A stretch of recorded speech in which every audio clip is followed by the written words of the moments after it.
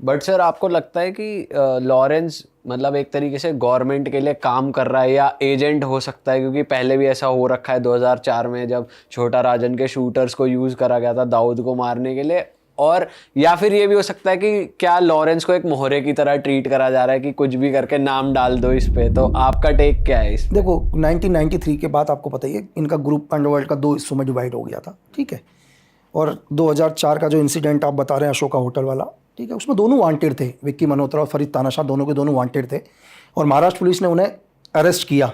तो बाद में लोगों ने बोला कि यार कि ये दोनों के दोनों क्या करते, दाऊद को मारने के लिए पाकिस्तान जा रहे थे करके, ठीक है। तो इंडियन सीक्रेट एजेंसी ने इनको हायर किया था, ये लोगों का कहना है, ठीक है। अब मैं आपको बताता हूँ कि अभी भी क्या है, बहुत सारे लोग कह रहे हैं कि यार नहीं RNW यूज़ कर रही है।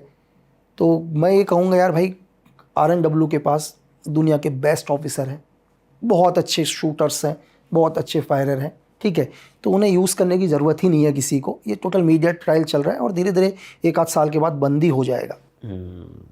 सर आपने अजीत डोभाल सर के साथ भी आप रहे हो टीम में, तो उनका बिहेवियर के बारे में थोड़ा बताओ, क्योंकि उनके बारे में हमने मोस्टली पढ़ा ही है या मतलब इंटरनेट पे ही देखा है जो देखा है। देखो आज NSA चीफ बैठे हैं, है ना, तो आप अगर कोई हमारे इतने बड़े लोकतंत्र देश के अगर NSA चीफ होंगे तो फिर मतलब ज़्यादा इस बात पर डिबेट ही नहीं करें। और वैसे मेरे लिए अच्छा है कि वो भी उत्तराखंड के रहने वाले हैं, है ना, तो मैं भी, तो मुझे इस चीज़ का ही यार कि हमारे उत्तराखंड के एक रहने वाले मतलब इस सीनियर लेवल पर बैठे, उन्होंने बहुत सारे ऑपरेशंस करे हैं। अब ऑपरेशंस की बात करोगे सर, उनको आप बहुत कम देखोगे, ठीक है। एक ऐसे इंसान जिनको दुनिया में सिर्फ अपना काम पता है, अपना टारगेट पता है, दुनिया में उन्हें कुछ नहीं पता। आप सिक्किम से लेकर, ठीक है, आप ऑपरेशन ब्लू स्टार से लेकर, पाक से लेकर, तो दुनिया के अंदर बहुत सारे ऑपरेशंस, अगर मैं बताऊंगा तो ये मतलब मुझे लग रहा है कि मेरी लाइफ ही कम पड़ जाएगी, इतने ऑपरेशंस होंगे सर लाइफ में। और एक अच्छे इंसान, देखो बेहतर इंसान है तभी उस जगह पर है। एक अच्छे इंसान मतलब एक बहुत अच्छे ऑफिसर होने के साथ साथ एक बेहतरीन इंसान है ना सर। तो कभी वैसे आपने देखा उनको पैनिक मोड में कि जैसे कुछ सिचुएशन आउट ऑफ कंट्रोल चली गई हो? आज तक मेरे से सीनियर को, जिनके साथ भी मैंने काम किया, मैंने कभी मेरे से सीनियर को कभी पैनिक होते हुए देखा ही नहीं यार। कितनी भी बड़ी सिचुएशन आ जाए, कितनी भी बड़ी प्रॉब्लम आ जाए, उन्होंने कभी पैनिक ही नहीं हुआ। अगर मैं भी हूँ, अगर मैं भी सपोज करो कल मेरे नीचे लोग काम कर रहे हैं, मेरे कलीग काम कर रहे हैं, मेरे नीचे मेरे एजेंट काम कर रहे हैं, अगर मैं अगर पैनिक हो गया तो उनका मॉरल खत्म हो जाएगा यार। सही बात है। हमारे अंदर एक कहावत है, अगर दुनिया में तुम्हें किसी को बर्बाद करना है, लीडर खत्म कर दो, ठीक है। आपने लीडर खत्म, पूरी प्लानिंग खत्म, सब कुछ खत्म, आपको ज़्यादा को टारगेट करने की ज़रूरत ही नहीं है। तो स्नैपर में मैंने यही सीखा है, जब तक अगर आप आर्मी के पॉइंट ऑफ व्यू से देखता हूँ, सोल्जर के पॉइंट ऑफ व्यू से, तो एक गोली एक दुश्मन का मोटो था। जैसे स्नैपर में आया तो मोटो ही चेंज हो गया, और मोटो हुआ एक गोली एक कमांडर। अब कमांडर को शूट करो, सब खत्म दुनिया में। सर अगर कभी टारगेट मिस हो जाए आपका, जैसे आप किसी मिशन पे हो एंड कुछ अलग हो गया, या पब्लिक प्लेस, जैसे मतलब मैं मूवी के रेफरेंस से बता रहा हूँ, पब्लिक प्लेस पे कोई मिशन एग्जीक्यूट करना है, कुछ गड़बड़ हो गई या आउट ऑफ कंट्रोल सिचुएशन चली गई, तो हमने मूवी में किसी और की कोई सिविलियन मर गया या कुछ हो गया, तो डैमेज कंट्रोल यही है गवर्नमेंट का कि हम इसको नहीं जानते या कुछ और बैकअप प्लान्स रहते हैं? अच्छा आप मुझे ये बताइए सर, एक इंडिविजुअल आदमी की ज़्यादा वैल्यू है या देश की वैल्यू है? देश की वैल्यू। देश की ना, देश के लिए हज़ारों लोग कुर्बान। जब भी एक स्पाई, एक एजेंट कहीं जाता है, अगर उस देश में उसकी वजह से कुछ भी होंगे ना, आपके डिप्लोमेटिक रिलेशन ख़त्म हो जाएंगे भाई। उसका असर पूरी कंट्री के ऊपर पड़ता है। अगर उस देश में आप एक सपोज हिंदुस्तानी नागरिक है कोई भी, अगर वो कुछ भी करता है, अगर फिर भी वो गवर्नमेंट में, अपनी गवर्नमेंट की बात नहीं कर रहा हूँ, दुनिया की कोई भी गवर्नमेंट फिर भी अपने आदमी को सपोर्ट करती है, तो उसके रिलेशंस पूरे देश के ऊपर फ़र्क पड़ेगा। आप एक आदमी का नुकसान चाहोगे या पूरे देश का नुकसान चाहोगे? तो इसमें कोई गवर्नमेंट भी गलत नहीं है। ऐसा नहीं है कि जो एक स्पाई जा रहा है उसको ये सब चीज़ नहीं पता, उसको सब चीज़ पता है भाई, क्योंकि उसको पता है कि उससे ऊपर उसका देश है, तभी तो जा रहा है।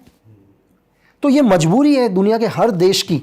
हम ही नहीं यार, हम तो छोड़ो, आप क्या कहते हैं, यूएस का एक इंसिडेंट आपने पाकिस्तान में सुना होगा, ठीक है। रेमंड एलन की हिस्ट्री आप सुनना। तो रेमंड एलन का क्या था, रेमंड एलन को एक्चुअली क्या हुआ था, जब 26/11 हुआ था इंडिया के अंदर, तो यूएस को पहली बार लगा कि यार हाफिज़ यहीं तक नहीं रुकेगा करके, ठीक है।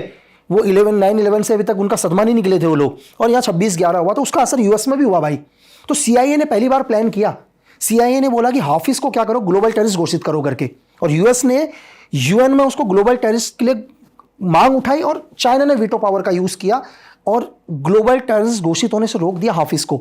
लेकिन यहां भी नहीं रुका, CIA नहीं रुका, यहां CIA ने बोला कि हाफिज को मारना है भाई, ठीक है। तो उसके लिए उन्होंने एक अपना एक एजेंट जो वहां पर पहले डेल्टा फोर्स के हुआ करते थे, उनको एक डिप्लोमेट पासपोर्ट पर एक नॉर्मली CIA के थ्रू पाक एम्बेसी में भेजा, ठीक है। और वहां कंटिन्यू लोग वॉच कर रहे थे हाफिज के ऊपर। और एलन को एक दिन पता चला कि यार हाफिज का एक प्रोग्राम यहाँ, और उसी दिन था डेट गिराने का। लेकिन जैसे एलन वहां से निकला, रेमंड एलन वहां से निकला, तो ISI को पता चल गया कि हाफिज टारगेट है करके। तो ISI ने अपने 2 एजेंट लगा दिए पीछे। मतलब स्पाइनोस की दुनिया पता है क्या भाई?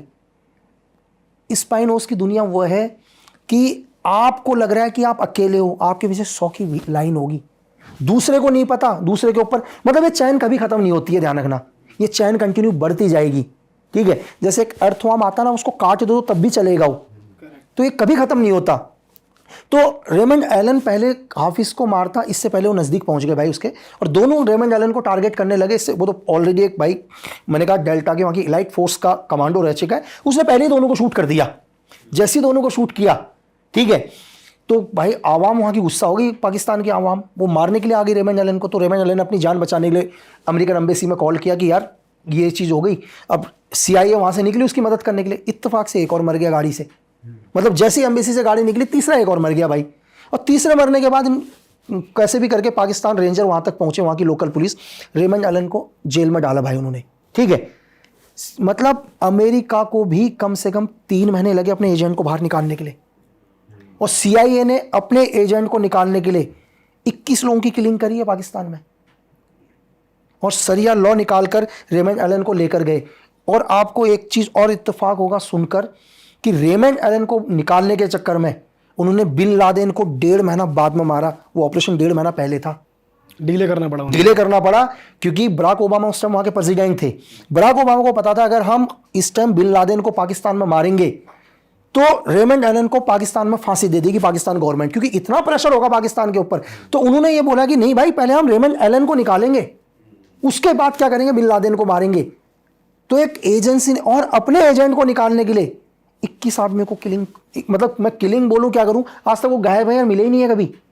तो आप स्पाइनोस का वर्ल्ड नहीं समझ सकते किस लेवल पर काम करते हैं। सर एक स्पाई की लाइफ, एक एजेंट की लाइफ इतनी ज़्यादा थ्रेटनिंग होती है, इतनी ज़्यादा रिस्की होती है, तो मैं जानना चाहता हूँ इनका रिक्रूट करने की क्राइटेरिया क्या होता है?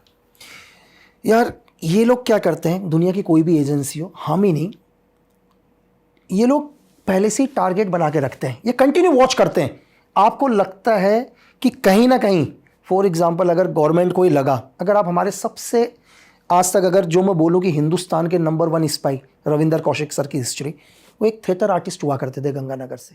अरे वाह, आपने ये वीडियो यहाँ तक देख ली भाई, तुमने हमारी मेहनत सफल कर दिया, तुम ही लोग हो असली रियल हिट। और अगर आपको बहुत मजा आ रहा है ऐसी क्लिप्स में, ऐसी वीडियोस में, तो फटाफट जाइए प्लेलिस्ट पे बिंज वॉच कीजिए, सारी वीडियोस देख डालो और मौज काटो। दैट इज इट, हम मिलेंगे नए पॉडकास्ट में, नए क्लिप में। Till then bye bye, see you, take care, do subscribe.